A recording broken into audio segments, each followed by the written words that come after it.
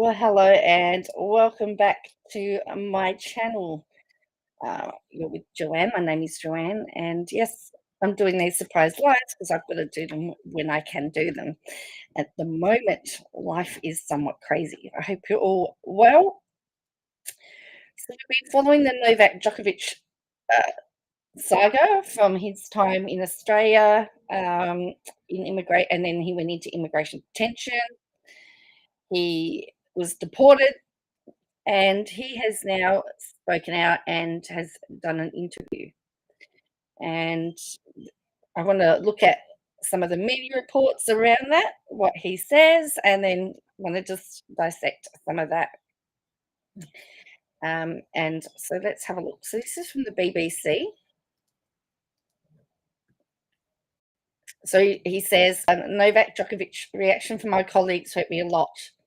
Says, watch Novak Djokovic describe his time in the detention centre in Australia left him feeling powerless, and how the reaction from his tennis colleagues really hurt him.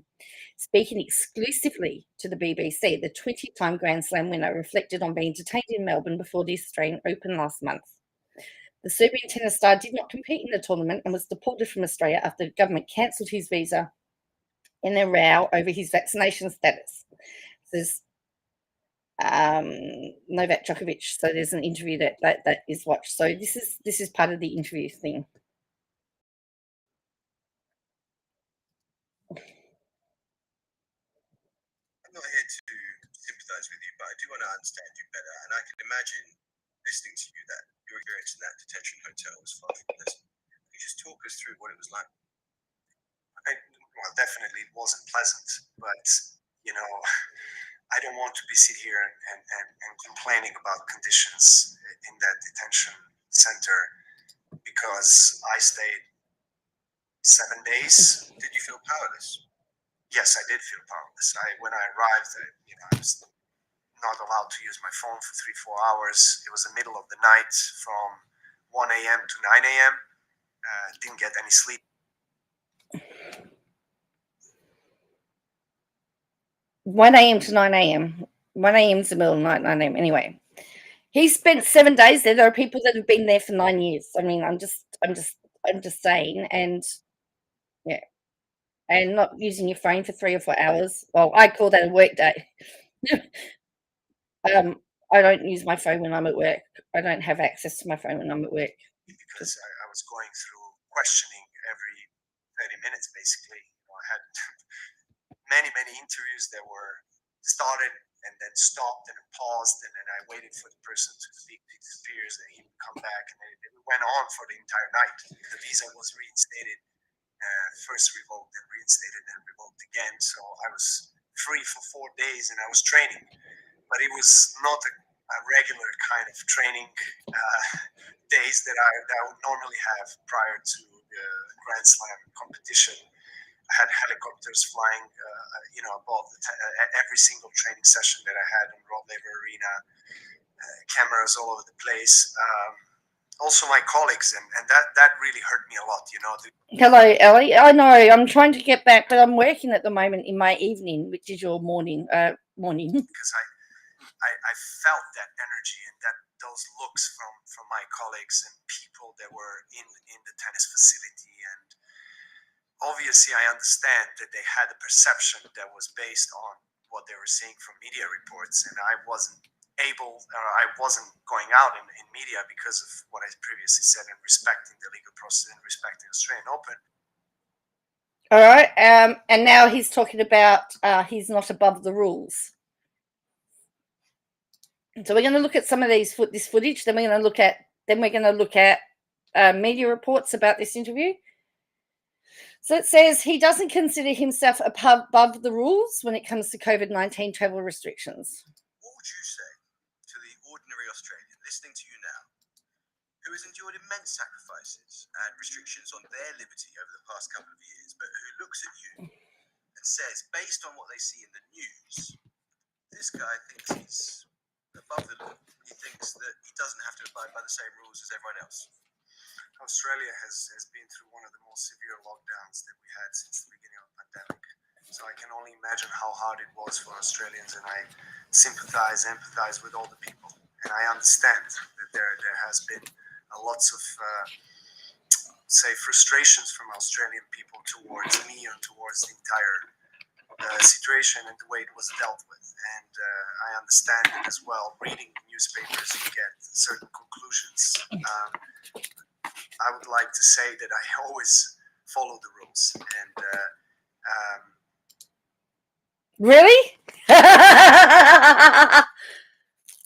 Jack Woodridge, the way people should be allowed to make their own choice what they put in their own body.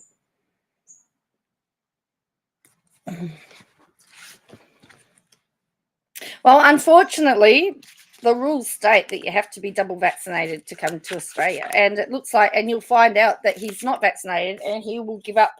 He's not prepared to, if it means he doesn't compete for the rest of the time, then he, for the rest of the year, he doesn't compete. The circular email that was sent to me and to all the athletes that were potentially going to Australia, I received it, and there was a possibility for medical exemption. And I was ready not to go to Australia. I mean, as much as I love the country, you know, and I've always looked forward to go to Australian summer and participate in the Australian Open, it was a very difficult decision for me, because I understood that with the decision that I made, there's going to be consequences, and that consequence is me not going to Australia. And I was ready. I really want to understand your thinking behind that decision. Just before we get on this subject of the rules, so when the Australian Prime Minister Scott Morrison says there should be no special rules for Novak Djokovic, you agree with him? I agree that there shouldn't be any special rules. I never used my privileged status to get into Australia by force or do anything in this entire process. Hello, Mimo. Who else is here? So there's people watching. So,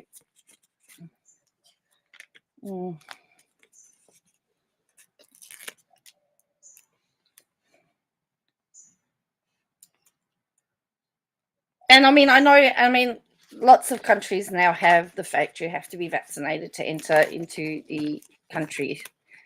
So whether or not people should be allowed to, you know, those decisions are now out of our hands.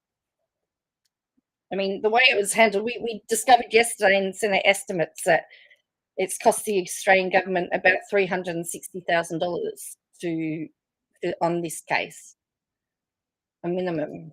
So I was treated as anybody else, really. And as I mentioned, the circular email that my team has received was sent to all the athletes, both male and female, both qualifications and main draws. So it was hundreds of tennis players receiving that email. So we were following the rules, and when there was a possibility for a medical exemption, I was using that, and I applied, and I put forward my PCR test, my sufficient amount of antibodies that I had at the time, and I got accepted and approved by two independent Australian medical panels anonymously. I think it's important to mention my name was not on the application, because this is an important point which a lot of people may not know, which is that your actual medical application, your medical exemption, was anonymous, and it was accepted by two independent Australian panels, and that's separate to the travel declaration, which Jack says we can handle that. The government handled it poorly, at least. Yes, it was handled very poorly. I will agree with that. However, I think, the whole thing was a debacle, and I still think that Craig Tiley from Tennis Australia has a lot to answer for. had a human error which we may come on to. Absolutely, it was the visa declaration error was not deliberately made. It was accepted and confirmed by the federal court and the minister himself in the Ministry for Immigration in Australia. So actually, what people probably don't know is that I was not deported from Australia on the basis that I was not vaccinated or I broke any rules or that I made an error in my visa declaration. All of that was actually confirmed and approved and validated by the Federal Court of Australia and the Ministry for Immigration. The reason why I was deported from Australia was because Minister for Immigration used his discretional right to cancel my visa based on his perception that I might create some anti-vax sentiment in the country or in the city, which I completely disagree with. And that you are potentially a threat to public health. I looked online just this morning before coming here to your tennis centre at some of the coverage of this whole saga, and one of the main arguments of your critics is that it's awfully convenient that you got this COVID infection in mid-December because that's the only way you got to play at the Australian Open. What would you say to those critics? I would say that I take COVID very, very seriously, as really anybody else. And I assure you that I was taking PCR tests as anybody else. I never used my privilege. I mean, I do agree that is also very convenient that he did get COVID within the time frame. Status in this country or any other country, and I was tested hundreds and hundreds of times since the beginning of the pandemic because that was required in order to travel, in order to do my job as a tennis player. So I understand that there is a lot of criticism, and I understand that people come out with different theories on how lucky I was or how convenient it is. But no one is lucky and really convenient with getting COVID. You would agree, Amal. I mean, millions of people have and are still struggling with COVID around the world. So I take this very seriously. I really don't like someone thinking I've misused something or in my own favor in order to get a positive PCR test, eventually go to Australia. As you mentioned, I had COVID twice. The second time was asymptomatic. The first time was about a year and a half ago, and I had symptoms, and it wasn't easy. Okay, so now he's willing to miss Wimbledon.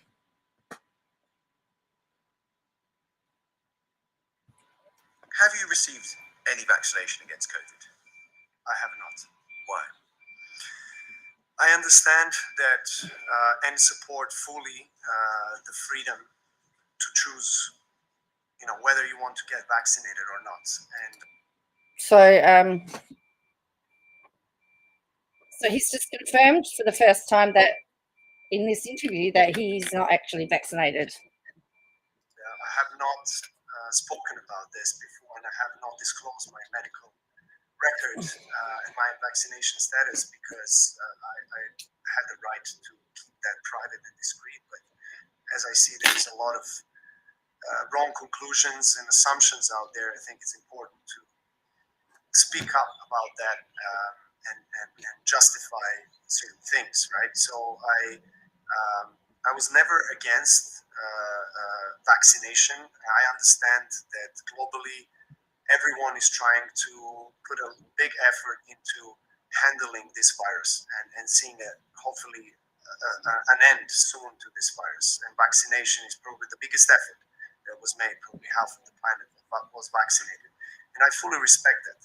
But I've always represented and always supported the freedom to choose what you put into your body.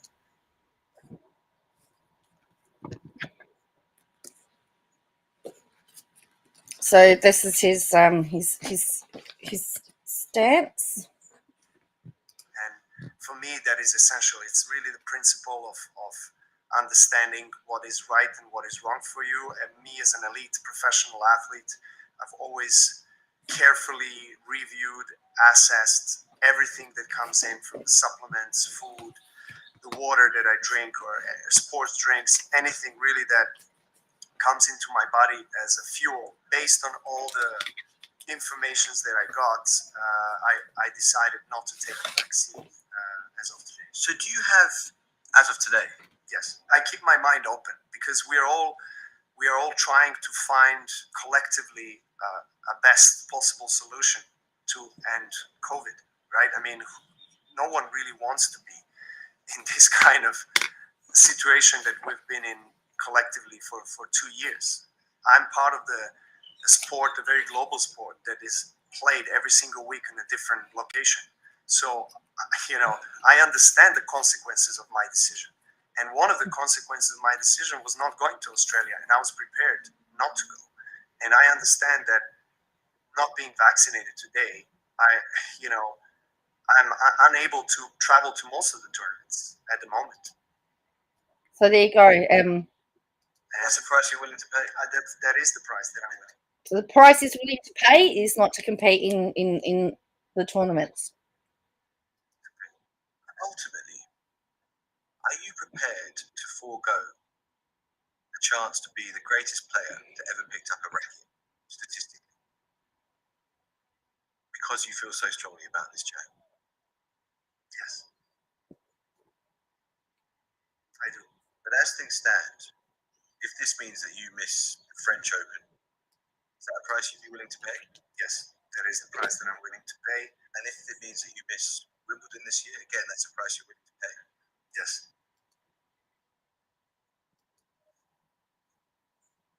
Why no that? Well, there you go. That's the question. Why? Because the principles of decision making on my body are more important than any title or anything else.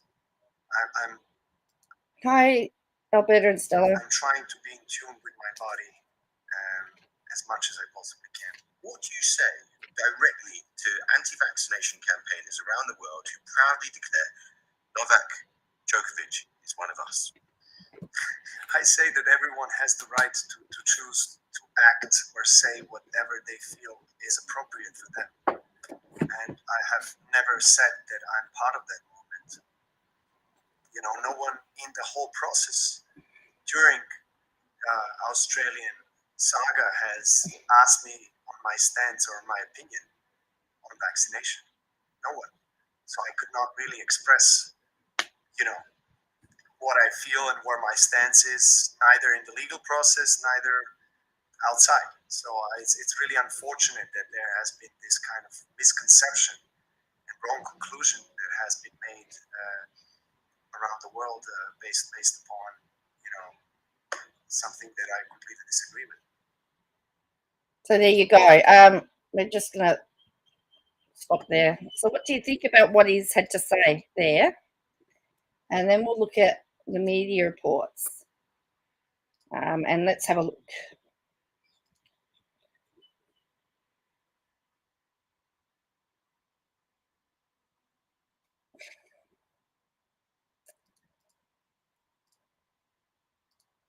So we've got this one. Novak Djokovic insists he's not an anti-vaxxer, but his refusal to get the jab will do immeasurable damage to his legacy. Says he's had a flexibility coach since he was a child. More than a decade into his career, no one in the men's game has been able to replicate his particular brand of rubbery athleticism. His ability to run full pout, slide into the splits, and play powerful shots on both wings of positions most other players couldn't even reach is perhaps his biggest point of difference. So it's ironic that his rigid anti-vaccine position could be the thing that brings him unstuck in his quest to truly be considered the greatest male champion of all time. This is a man utterly dedicated to the sport science that has helped him win 20 majors, but his refusal to accept the epidemiology science has so far vaccinated more than half of the planet's adult population against COVID-19 may be the thing that stops him from reaching 21. Oh, look, we've got the trolls out today. We may never know what he truly believes, but in an exclusive interview with the BBC, the world number one spoke in depth about the fact he'd not received the COVID-19 vaccine and was willing to miss Grand Slam tournaments if the alternative was getting the jab. So we watched that. He insisted he did completely disagree with anti-vaxxers and said he decided not to get vaccinated because he always supported the freedom to choose what you put in your body. But in the same answer, he implied he did not believe the vaccine would be healthy for him. It's the principle of understanding what is right and what is wrong for you. I've carefully reviewed, assessed everything that comes into my body, supplements, food, water, I drink, sports drinks, anything that comes to my body as a fuel that I can benefit from, I take it seriously. There's a process of precise decision-making. It's been there that way for 20 years. He said he would keep an open mind about vaccination without specifying how his mind could be changed. So he said if the vaccine stopped him from becoming the greatest tennis champion of all time, that was the price he was willing to pay.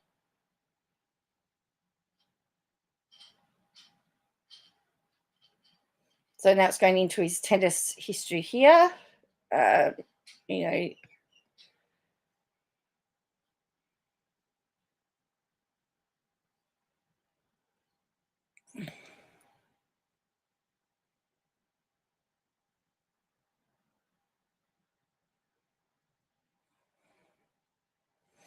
All that to say, could already legitimately claim to be the GOAT of men's tennis. And even if he slowed dramatically, there's every reason to think he would have the longevity to catch Margaret Court for the most major singles titles, male and women. And Court could all of a sudden be a pretty good comparison for Djokovic for another reason. She is, by the numbers, the greatest winner of sports has ever known. Her mark of 24 major singles is still untouched, and if that number is eclipsed, the 40 double titles that go along with it means she will always have something over her modern chasers. But in 2022, is that the thing you think of when you hear the name Margaret Court? Rightly or wrongly, her espousal of homophobic views is perhaps her greatest claim to infamy for anyone, and not all fat with tennis history.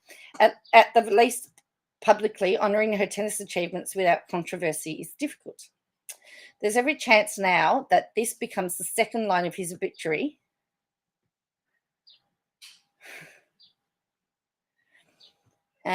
Or even tacked onto the end of the first line if it stops him surpassing Nadal and Federer. Maybe this will affect Djokovic for a year or two. Anyway, he's never...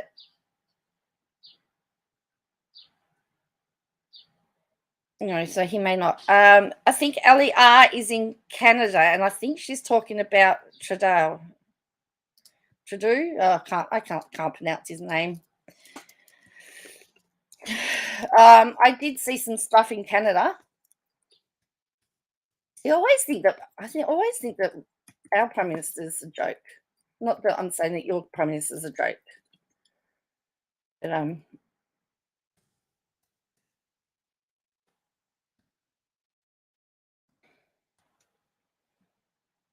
oh wow. So he's evoked emergency powers, is that correct?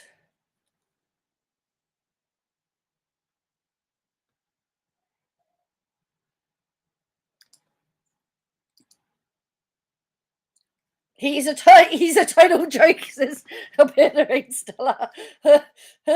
All right, so let's have a look. So this was yesterday. Let's have a look. He's crazier than his father. Really? No way. All right. So, I'll do it later. So he has evoked legislation that gives his government sweeping powers to fight a growing number of illegal and dangerous blockades across the country. The first Prime Minister to evoke the Emergencies Act, Trudeau, said the measures would be time limited and only apply to specific geographic regions. We're not preventing the right of people to protest legally, he said, adding the military would not be deployed.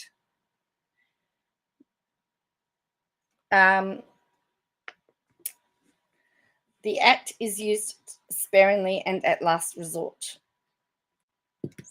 Hours before Trudeau's announcement, the Royal Canadian Mounted Police in Alberta announced that they had seized the truck full of firearms at a blockage near the US border. The Emergency Act, which goes into effect for a month, allows the federal government to bar people from gathering in certain locations. It will also allow officials to conscript the use of private tow trucks. Whoopsies. That's all right.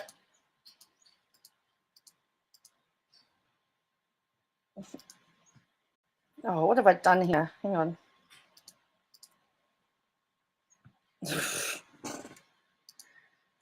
Where am I? My computer just has a mind of its own. Here we go. Back.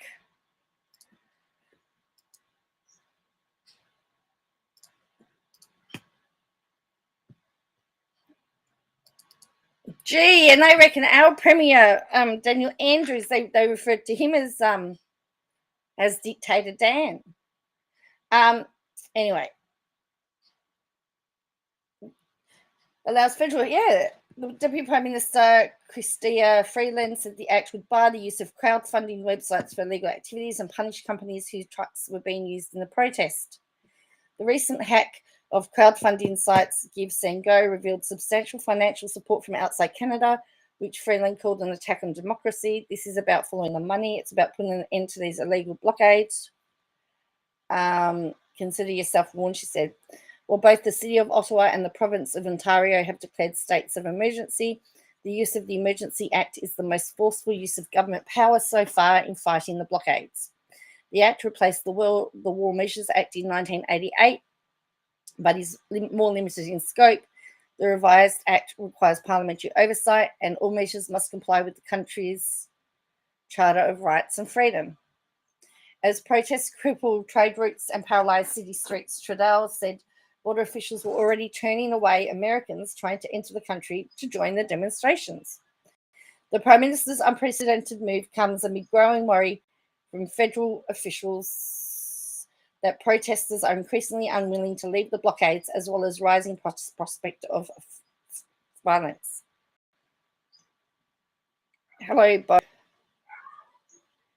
The RCMP said Monday that 11 people were arrested and detained, and police seized 13 long guns, handguns, multiple sets of body armour, a machete, a large quantity of ammunition, and high-capacity magazines. For more than 2 weeks, protesters... Oh, thank you, Ellie, before they shut down my bank account. Oh, thank you, Ellie. You are lovely. Thank you very much. In a statement, police said they were very well aware of a small organised group within the larger Coots protest that had access to weapons and was said to have a willingness to use force against police if any attempts were made to disrupt the blockade.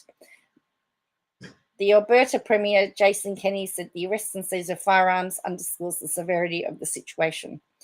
In Ottawa, dozens of semi-trailers remained idling in front of the Prime Minister's office, the third week of an occupation by protesters from across the country. A small crowd, including a number of children, braved frigid temperatures in the nation's capital to protest public health measures and were unfazed by the news of the Emergencies Act. While elements of the demonstration had a festive feel, including volunteers handing out food and music blasting from the stage, other scenes evoked Dougie mentality at the convoy. Groups guarded jerry cans of fuel stashed on corner streets amid the hum of generators in camper vans. On Monday, the Ontario judge granted an injunction to enforce noise and idling bylaws related to the protests in Ottawa. The injunction effectively gives police a new tool for charging protesters in violation of a court order that bars fireworks, truck horns, and idling. Ottawa's mayor tweeted that a number of trucks had started moving out of residential areas as part of the agreement with protest leaders, but cautioned that it could take days for many trucks to leave, calling it a complex operation. But at the press conference, organisers said the convoy said protesters would remain until mandates were removed. Tamara Leach said Trudeau's use of the Emergencies Act was extreme, but that the prospect of increased federal powers to end blockades would deter protesters. No matter what you do, we will hold the line. There are no threats that will frighten us. We will hold the line. So this is, let's have a look at this one.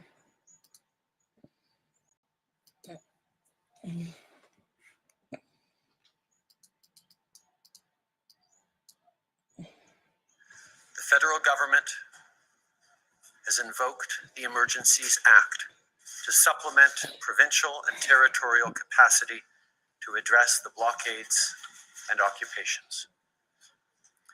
I want to be very clear.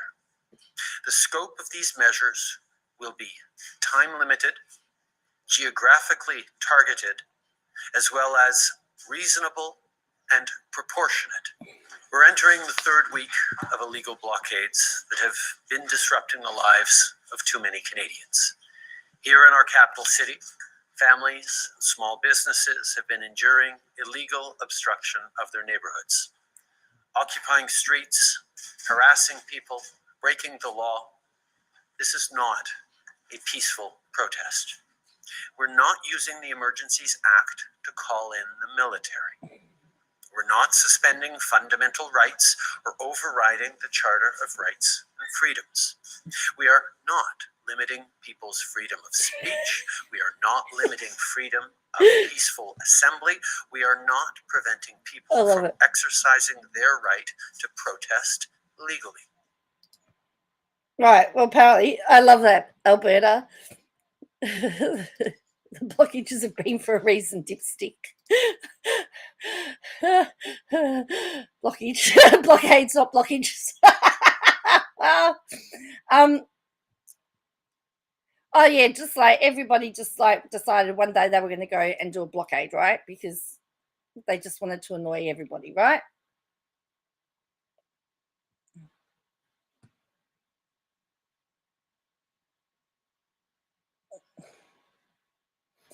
So is it over vaccine mandates, or what was the reason of it?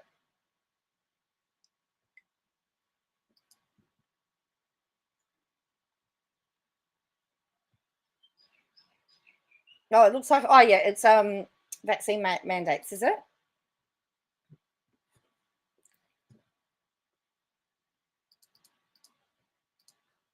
So this is yeah, Canadian Prime Minister invokes sweeping emergency powers to quell protests against vaccine mandates and other COVID-19 restrictions.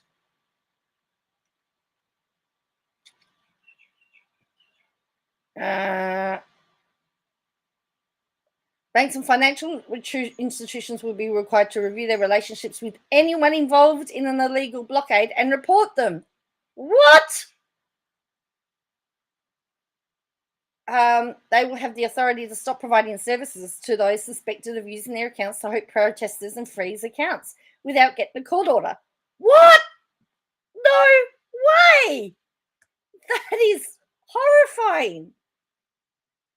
How do they, this is the word that's got me, suspected. So they don't even have to prove it. They only have to think you're involved.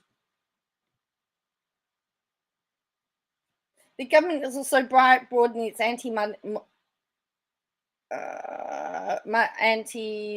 laundering rules to cover crowdsourcing fund sites such as GoFundMe that have been used to funnel donations to them, as well as cryptocurrency platforms. This is about following the money, apparently. It's always... Owners of trucks have been using protests will see their corporate accounts frozen and their insurance suspended.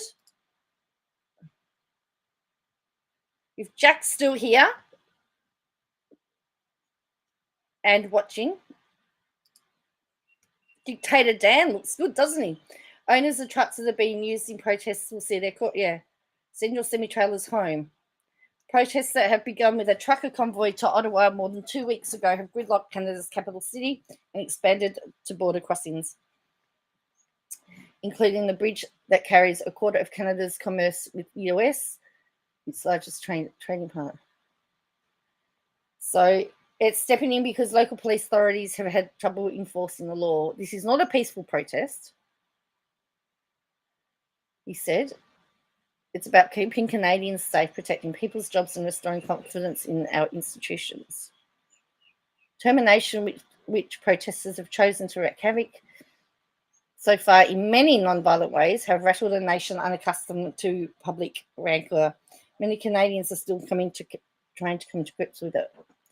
Some are blaming Mr. Trudeau for using vaccines as a wedge to issue and galvanising the demonstrators by calling them a small fringe minority.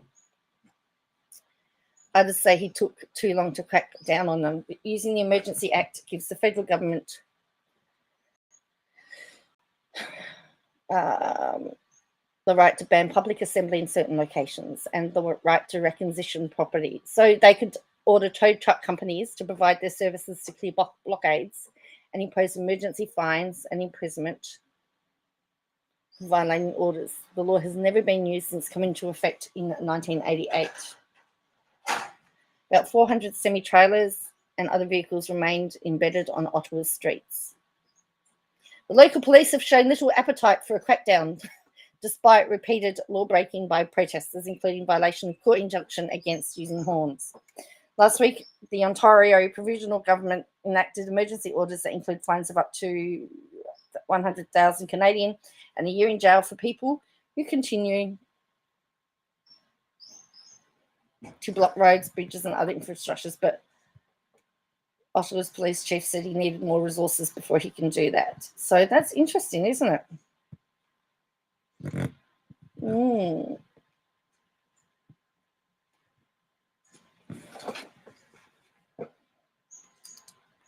So it's a bit frightening. I mean, to me, the thing that frightens me about all of that is that about the bank accounts. If they suspect you of being involved, where's the proof? Where's the proof?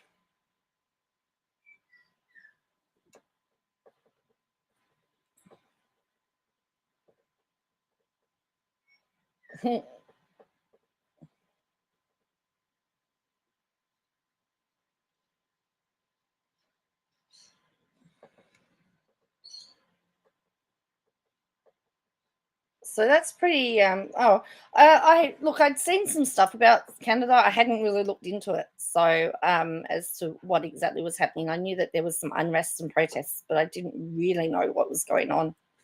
So thank you for getting me to look at that.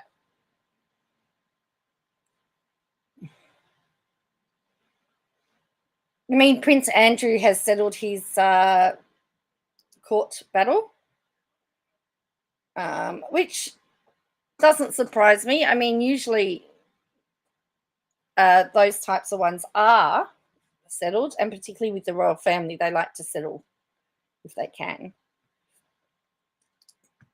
But I wonder, I'd love to see the terms of the settlement, though.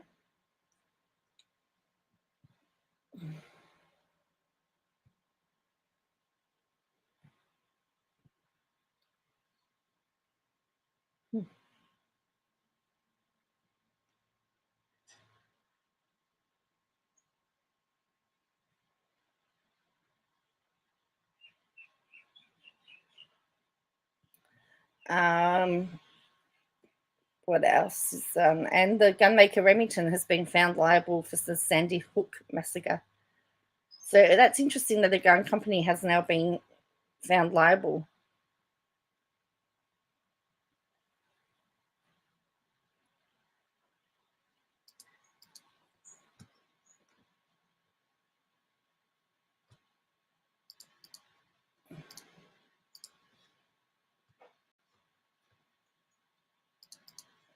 So settled for $102 million with gunmaker Remington over school shooting.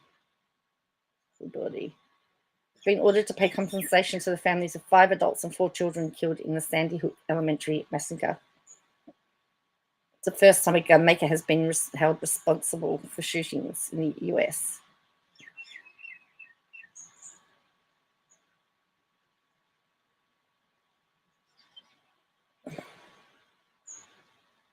Settlement will be paid through insurance policies.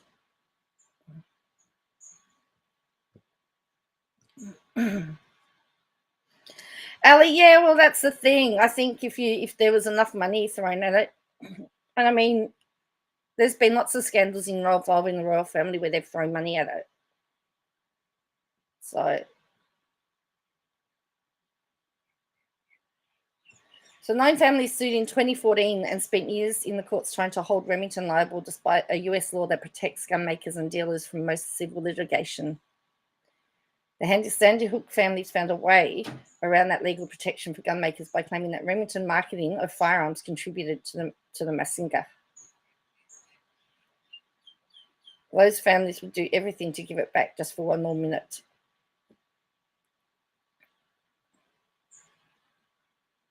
So gun advocates have been using the courts and states legislature to expand gun rights and scored victories in the Supreme Court in 2008 and 2010 that established that individuals' right to keep a gun at home for self-defense. So there you go. Remington's been found liable for that.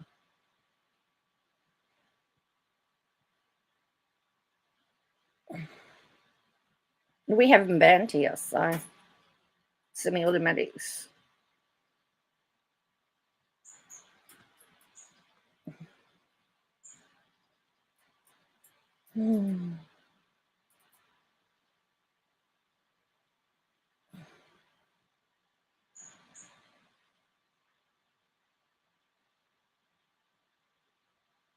So,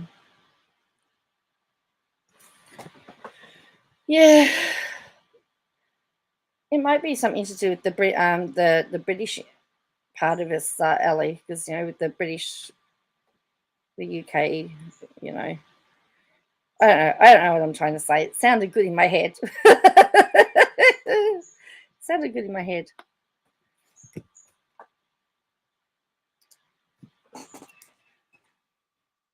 Okay, and just to finish up, let's have a look and see what our friend's doing.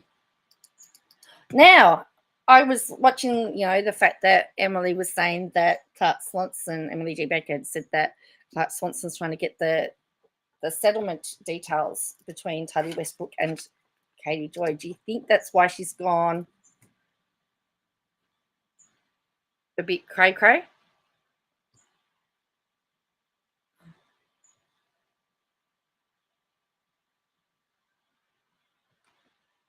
We all have those. I know, sometimes what's in my head and what comes out are two different things. Oh dear.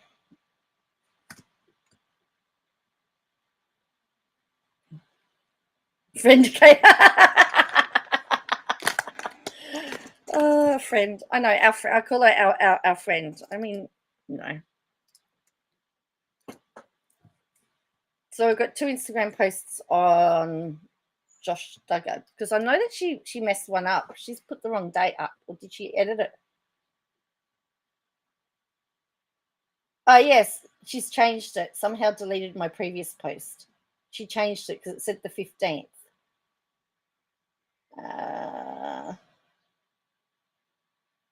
So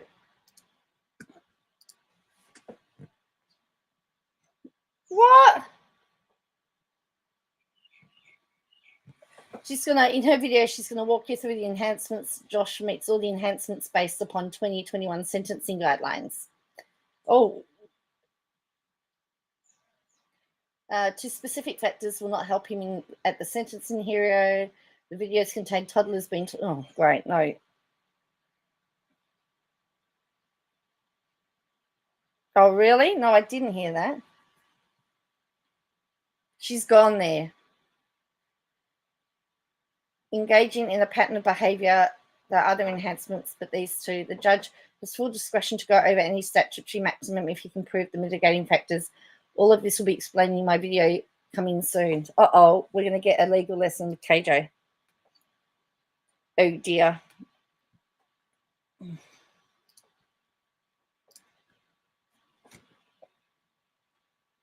I know where I'd rather go for my legal advice. Just saying. Just saying. Just saying.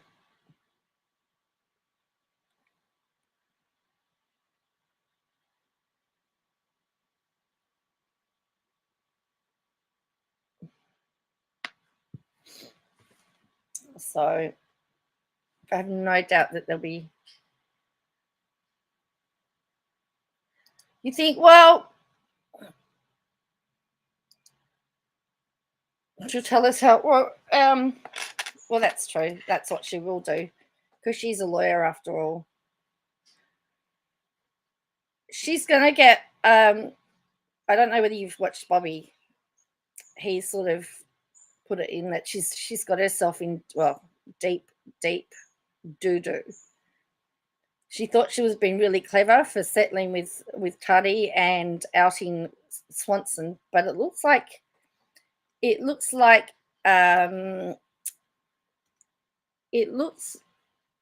all going to come and bite her in the butt. And then who does she rescue? Who does she save? Does she save herself? And then if she's going to save herself, who's she going to take down with her?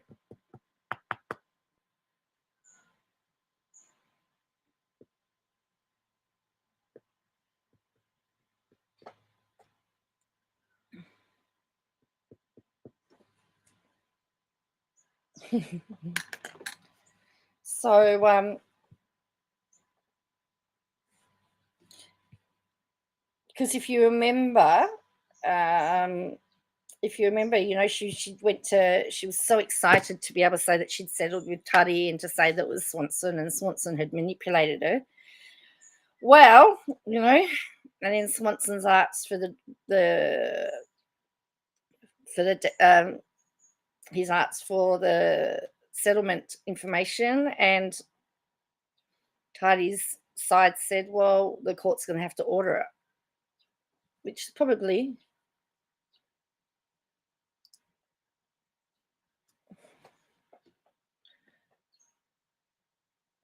Well, this is what we're going to find out. If all of that document comes out,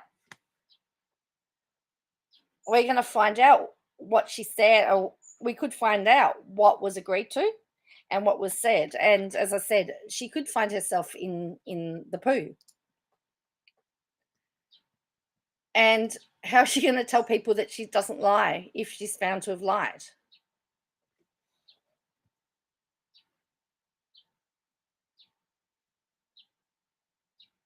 So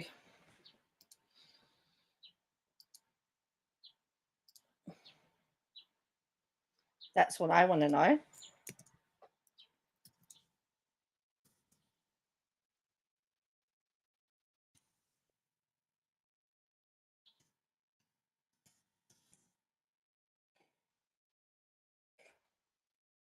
Changing the title, I'm just adding, has KJ got herself in the poo?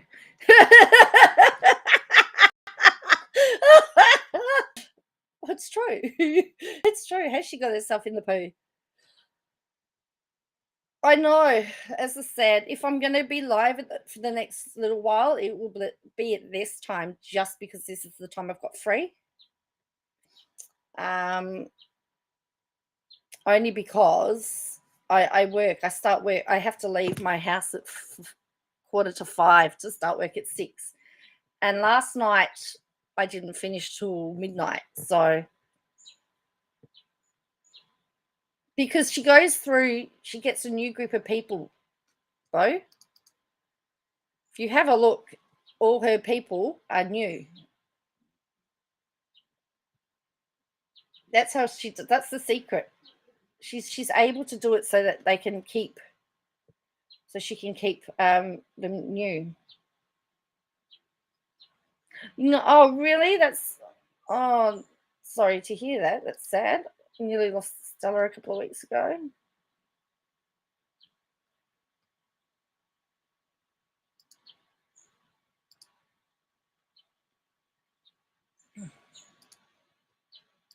But yeah, it's just I just find it really bizarre that, I have to say, she's really good at her clickbait titles and getting people to watch her videos. She's really good at that. I wish I could, and the algorithm and all that sort of stuff. She said, "Oh no, I'm sorry to hear that, Alberta."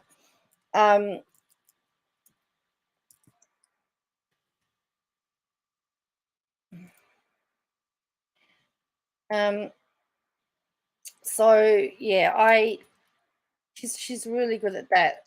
and I wish I was as good as that. I don't like her thumbnails. The green text is horrible, but she's great at the clickbait titles and getting people to watch them, and that's really her video editing is yuck, in my opinion. But anyway,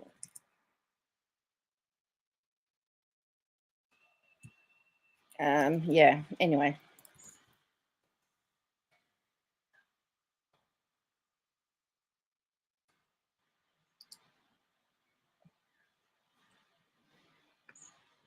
Yeah, if you just can't watch unless it's to another creator. I can't watch her edits. For somebody that has, oh, thank you, Ellie. For somebody that has the number of subscribers that she has, and somebody that's making the amount of money that she has, I would expect, a more slick production. Again, just my opinion. But that's what I would be wanting. That's what I would be doing. You reckon a lot of her subs are bought Alberta? I don't know. I don't know.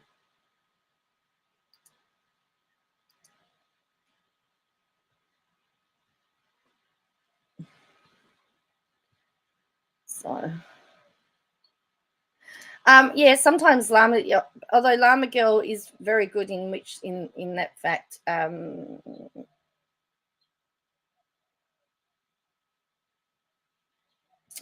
don't know how. Doesn't have a base of bought subs. Yeah. Yeah. Sometimes. Llama Girl quite often does the summary, so I like how you actually know what you're throwing. I think. Oh, hello, Plan to Create. I think Swanson will have a lawsuit against KJ soon. Yes, I think so too.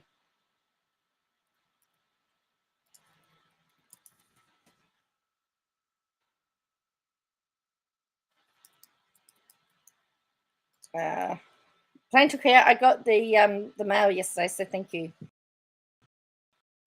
Got happy mail. I love happy mail. Yeah, look, I think it's all going to be if that settlement is revealed. And I'm wondering whether that's why she's going to be cray-cray. Is that why she's suddenly pulled out? Remember, whenever there's trouble afoot, she pulls her son out. I'm wondering if that's why she's trying to deflect.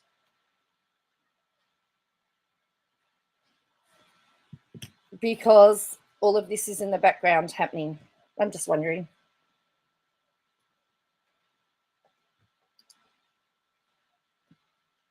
So the job that I'm doing at the moment, or the job I'm doing at the moment, is freight handling. So whatever gets into the stores has to get there somehow. So they come through. Most of it comes through my depot. Yesterday, this is hilarious. Yesterday, I picked up a box and I read it, and I said to somebody, "Am I reading this right? Does this contain 9-inch?" You can fill the blanks. And chain. Yes, you fill the blanks. And they go, yes. I actually had a whole pallet of adult toys.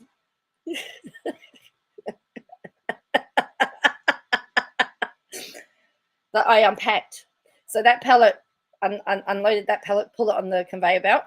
The very next pallet that came, very next pallet that was put into my spot was from a local Christian bookshop, and they were Christian books. So I then said, I've been cleansed. I did have a box that had Rent a Girlfriend. Apparently you can rent a girlfriend by mail.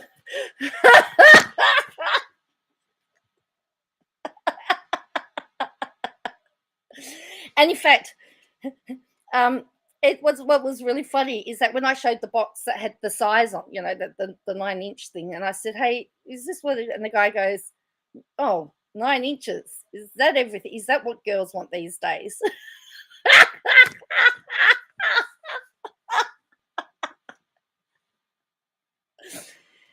So I mean, I don't know. In Australia, there's a company called Hire a Hubby. You can hire a hubby to come and do. So anyway, yeah, because when you're just taking boxes off pallets all the time, it can be very monotonous. It can be very. I find it boring at times, so I only do it 3 days a week. I don't, but some of them do it for 8 hours a day. So sometimes you're just looking for that thing that puts some interest back. That gives you a bit of a laugh to make it funny. So yeah. So I did the adult toys and the Christian books. So I said, I'm right now. I'm cleansed. It was the day for hair products yesterday too. Well, I mean, they did 100. They were doing 106,000 items a day leading up to Christmas. They do. What did they say? 50. The expectation is 10 pallets an hour. Each person's supposed to do 10 pallets an hour. So sometimes you'll get a pallet, like if you get a pallet from L'Oreal, you might get boxes that are that big, you might get boxes that big, and it's all on a pallet. And there might be 500 items. You might get a pallet with 500 items on them because they're small, or you might get a pallet with 6 things on them because they're really big. So it just is a variety. But yeah, 10 pallets an hour, or 2 semi-B trailers an hour is the equivalent. So by about 10 o'clock, all the trailers. The other day we had 2 trucks turn up at 10:30 as we were packing up. Wasn't very happy. Had to unload that. But you couldn't do well, I can't do it for very long. As I said, I only do it for 3 hours, and I'm there for at least 4 to 5. But others do it 8, 9. I couldn't do it. I couldn't do it all day like that. However, I have to say, the weight is falling off me, I have to say, and I'm toning up. So that's the only, if there's a positive, that's got to be the positive. So I'm going to keep doing it for as long as I can. But yeah, I don't know. And the money's not bad either. Yeah, I think I've lost at least 1 dress size at the moment. But somebody I hadn't seen for a few months has said 800 to 1,200 packages an hour. Yeah, well, I mean, it depends what's on the pallet.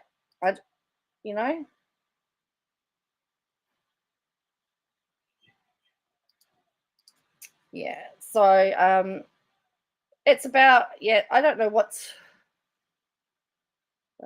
When do I start uni? On the 7th of March, uni starts. I've already started the pre-reading. The textbooks, $700 for textbooks, just for 1 semester. Wow. Yeah.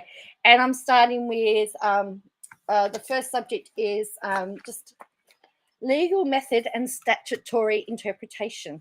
So I've got to learn about federalism and separations of power and parliamentary sovereignty and all of that good stuff. Well, you know what, Grant? I said a lot of people are going to the gym and paying to build their muscle. I'm being paid to build mine.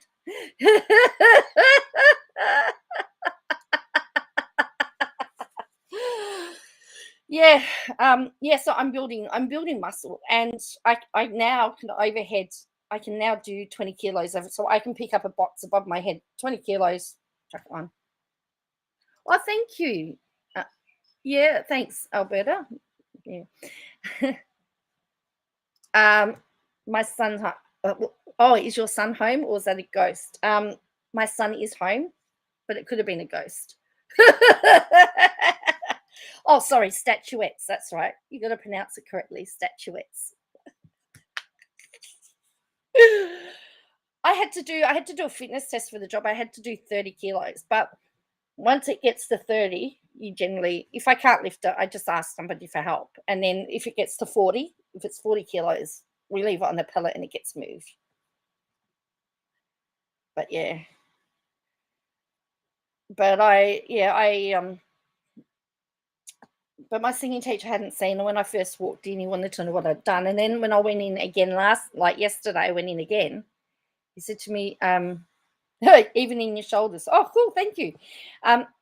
He said to me, he thought I'd lost more weight, and he actually was concerned. Hello, Osbel. He was actually concerned I was losing too much weight. So I don't know. But yeah, I'm doing manual labor, and the thing is I haven't increased my eating, so I guess that's a good thing, and that's probably why the weight's coming off. But yeah, look, I'm feeling better. As I said, it's tough work, but yeah. So yes, so I'm going to learn about statuettes.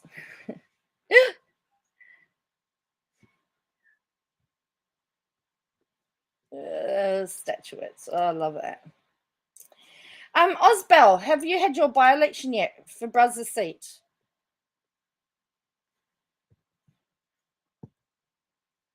There's that ghost again. Oh yes, that's I think it must be my son. What kind of? Oh, statutes. Do you remember Katie did a video one day where she was saying statutes? She was supposed to say statutes and she called them statuettes. Like the statuettes of limitation. Oh, you just had it. Did you just have the by-election on the weekend? Was there a result? I know in Gladys's seat that's down that's still that's too close to call.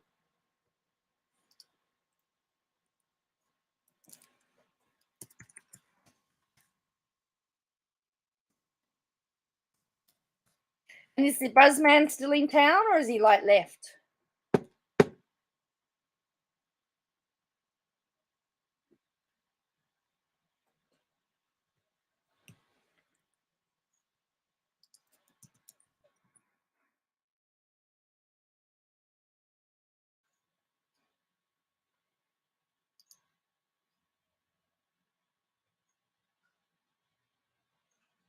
Or is it still too much? Is it still too tough to call?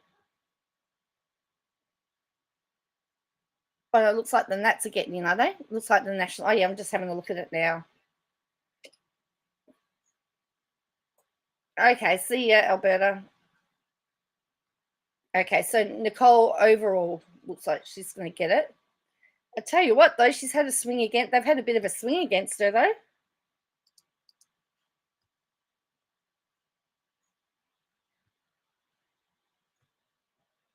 Yeah, okay. Yeah, thank you, Alberta. I have to say, I've had to. Is that good or bad? Oh, is that good or bad, Osbel? Well, can she? Be a swinging good time. So it looks like it's going to be a swinging. It looks like it's going to be. Is it going to go marginal?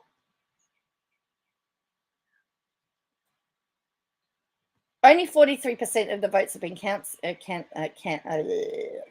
anyway at the moment. She's very popular. Okay, she can't be, she can't be as worse as Bruzman, can she? Wow, they had former council. They had former. I'm just having a look here. Let's have a look. So this is where Bruz. So Osbel, for those of you that don't know, lives in the electorate of where Bruz was. So that's why we know so much about Bruz. So this was the nominated candidates for the Monaro by-election. Her hubby was the mayor. Yeah. Oh, really? Oh.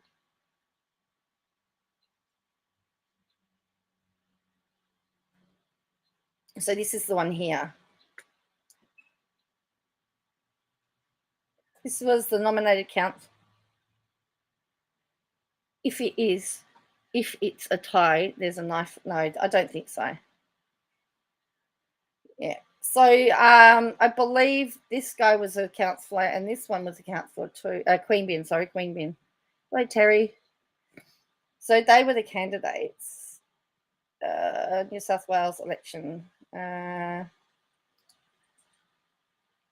just trying to find the results.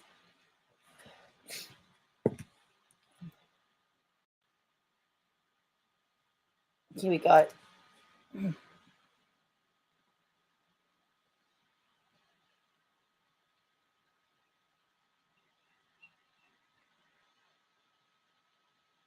So we'll go to the event. Shall we go to the event page? No, that didn't work.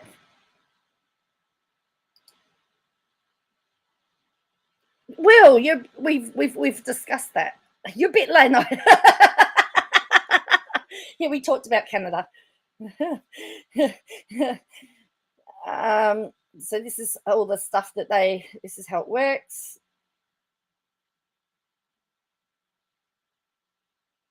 But yeah, it's interesting because we discovered that banks, if they find out that you're in the protest, they actually are able to stop you, put a block. All right, so we're going to go to...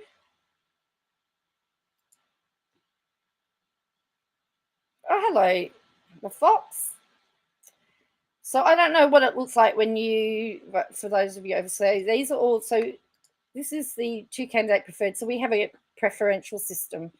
So it comes down to 2 candidates usually. So you have here all the voting centres. So this is where all the people go to vote, where they've gone to vote. The number, so when you get to the 2-party preferred, the lunatic at the moment, oh. Then you've got and then the exhausted, how many were formal? No informal, and 92 votes. So, hey, look, there were no informal votes in this one. They get the prize. Usually get a lot, like this one. 49 informal votes. Usually they like to draw. People usually like to draw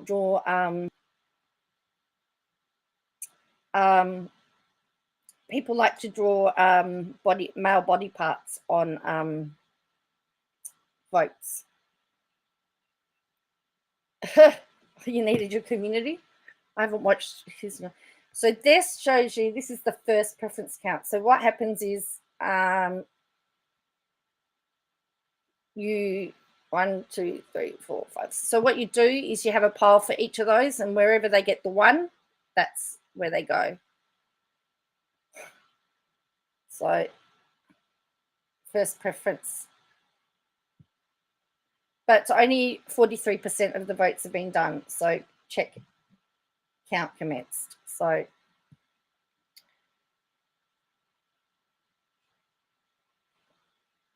for example, this person at this place, this person got 1 vote, 35 for that,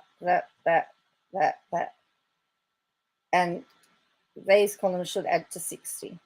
So that's how that works. So there's still not a lot happening. We did. Oh no, we haven't discussed. So has Trudge been officially sacked?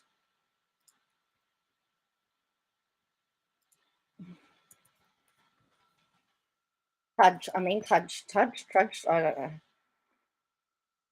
But when they said that they were going to, when they were going to out when he was going to a troubled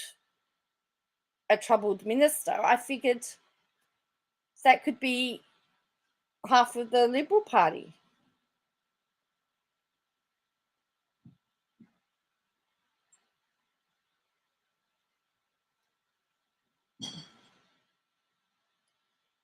So till I open my app, yeah. Oh dear me. But see, 15 hours ago, the PM's office and news ranked and choice voting, yeah. So yeah, so I think is it based on the Westminster system, the UK system. So here's how I vote, because it's the preferential system. The party that I don't want my preference to go to So for federally, it's either Liberal or Labor or National and Labor. Liberal, National, they're a coalition. But usually it's Liberal, Labor. If I don't want Labor to get in, I'd put the Labor last. If I didn't want the Liberals to get in, I'd put Liberals last. And then it wouldn't matter where I put my vote. Doesn't matter, because my preference goes to the other one. I usually go last and second last, and then it doesn't matter who gets it. And then when I get to the Senate or the upper house, I do the exact opposite, because the Senate is supposed to be a house of review. And so then I do the opposite. So the party that I want to win, I actually put last in the Senate. And the party that I don't want, I put second last, because I want a balance in the Senate. That's just how I do it.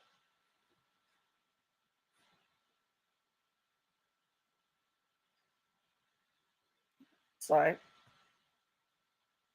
and that's the very short version of how, and that's how I explain, voting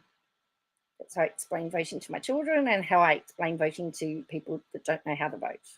So we don't teach people how the system works. All right. So PM's office 15 hours ago, he denied decision has been made to axe Alan Tudge. Stood aside Education Minister is expected to be axed from its role. Now, I want to know how Peter Van Alsten seems to know all the dirt, other than the fact he's best friends with Porter. But the spokesman for the Prime Minister denied that this is the case, saying that no decision has been made. It's in process. He did order an inquiry into Mr. Tudge's relationship with his former staffer. Why do we have staffers and what is it with the Liberal National Party and staffers? Joyce, Brasman, Tudge, Porter. Mr. Tudge and Miss Miller admitted they had an affair in 2017, but he has strongly denied any mistreatment. So she's reported the inquiry did not support the emotional or physical abuse allegations. So yeah. But did include an adverse comment against Mr. Tudge for seeking to promote Miss Miller from media advisor to senior advisor when they were in their relationship. This is what is expected to justify Mr. Tudge's dismissal on the grounds of breaching the ministerial code of conduct. But yet, why do they enforce one guy to the ministerial code of conduct and not another? Oh. We've still got the $1 million blind trust.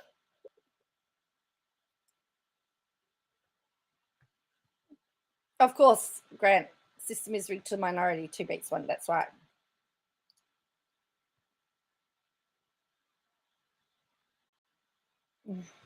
Yeah. So it looks like, from what I can work out, it's all stuffed. The whole world is stuffed at the moment. The whole world is stuffed up. Absolutely stuffed up. Politicians all over the world.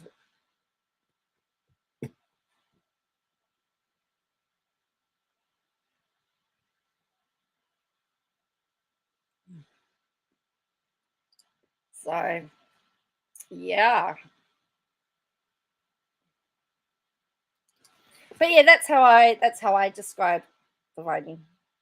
Last, second last, and then you can go for your life, put whatever you like, as long as it's an official formal vote. 3 can beat 1 as well. The other thing, my grandfather was very adamant that you have to vote in black pen, because he always said they couldn't change the answers. Not that it happens, but that was his theory. So I always vote in black pen. Always vote in black pen. Just something that I've always done. Piece of advice. I also vote below the line too, because I want to dictate who gets the seat in the Senate. I don't want to be told who's going to do it by a party. I don't like being told what to do. Again, that's just me. I was really disappointed when they cut it down to only needing to number 15. I used to love doing the 40 boxes.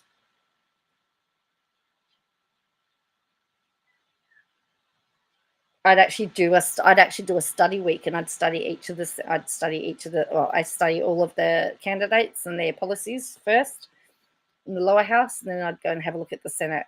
And so I would know exactly, and then I would know exactly. For me, I take it very seriously.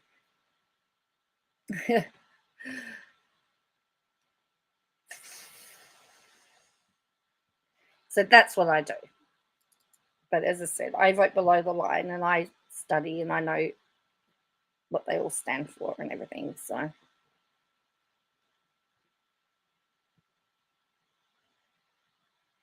but that's how seriously I take it. I take it really seriously. Oh dear.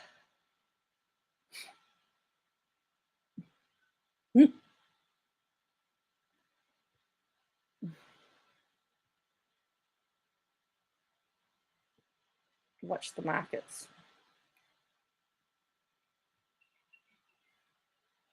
Oh no. Wow. Sorry, Bo. That's not good, is it? Food's going up dramatically at the moment too.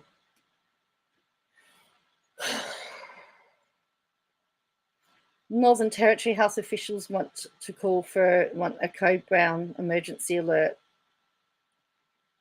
because of the house crisis. Victoria's just lost their code brown alert. We've just taken ours off.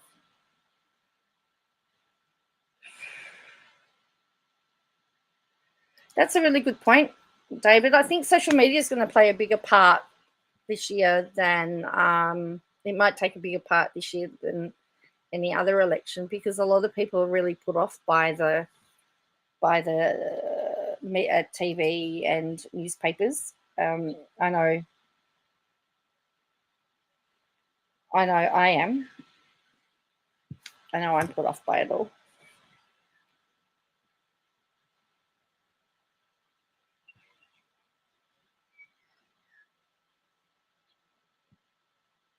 And let's face it, everybody has a bias.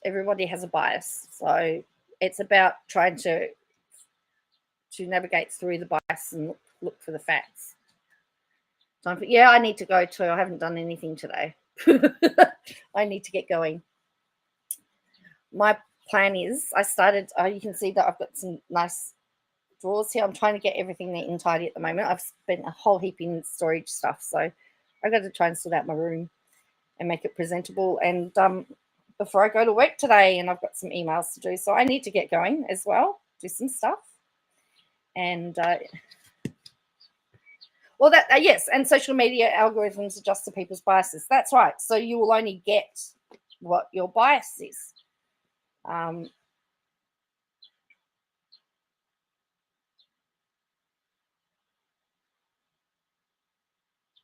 But it will be very, very interesting.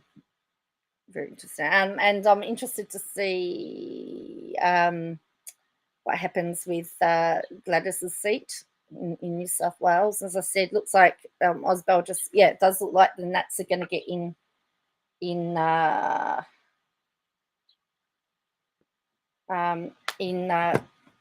Braz's old seat. And Ausbell, if you're there, do you know what Braz is doing now? Because he's still got a legal fight with Google to deal with.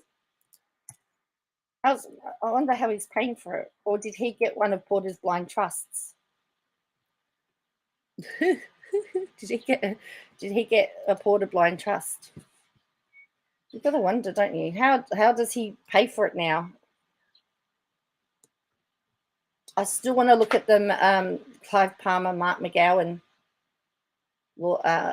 lawsuit too, because that looks like that's going to be a doozy. Mark McGowan is the Premier of Western Australia. Clive Palmer is a millionaire. So is it true that she's pregnant? he did get her pregnant, because like that's been really kept out of the media, which I have to wonder why. And the interesting thing is, the only video that Friendly Geordies had to take down, or the one that Google took down of Friendly Geordies videos, was the one where he speculated about the affair. And he said that he was having an affair with one of the staffers. That is the one Google took down and said that there was no factual basis for, and it was true. Yeah, see, Osbell says, apparently I saw some small snippet, but nothing else. I saw that he was spending Christmas with the girl's family, and in that it was that she was expecting, and that's how they found out. But I don't know. Very, very, it's been under the carpet again. But anyway, so we've had a bit of a busy day. So we've covered Djokovic's interview. We've covered Canada. We've covered a little bit of KJ, and we talked about the Swanson request for settlement details for KJ and Tubby, because I think that might be why she's unlaunched at the moment. We've talked about Australian politics stuff. So we've covered quite a bit today, and I think a few timestamps. So if you've made it through to the end on the replay crew, thank you for watching. For all of you that are here watching, thank you. I know I'm not getting many. I don't get many people watching these days live, and that's fine, because people what they want to get on ships. Cool.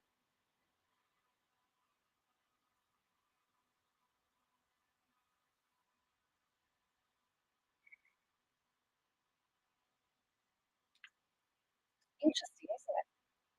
Oh, we talked a little bit about Prince Andrew's stuff. So we've talked about a little bit about something. Apparently, Victoria looks like it might get the 2026 Commonwealth Games.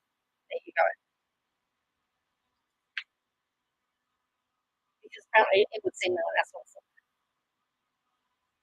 Really? The bookings are flying in. Wow. Well, that's good for you, Osbel, because it means that you've got work. It was pretty slow there for a while. So, cool. All right, so thank you all for watching. Make sure if you could hit the like button on your way out, that would be really, really good. If you've not subscribed, you want to keep up to date, we just discuss anything and everything on this channel. 30 an hour, 30 bookings an hour. Wow. We discuss anything and everything on this channel. I don't have limits. I know I saw something about Trump before. I'll have to go and look further into that. I must say I don't. There's a lot I didn't know. I knew that there was some unrest in Canada. I didn't really know what it was. I haven't spoken about Boris for a few days. I know that he's under investigation over his parties during COVID. There's just so much happening. And politicians, I mean, maybe I should just call it politicians behaving badly, because whether we go to Canada or whether we go to, all of that, wherever we go, we've got politicians causing havoc. So, yeah. Anyway, thank you again. It's really appreciated. Hello, Francis. Yeah, I usually listen to people while I'm working as well, so I do that as well. I'm amazed at what I do watch. And I know there's the whole YouTube explosion going on between these creators and this creator and this creator. I don't know. I'll just stay my own little lane. I'm very happy.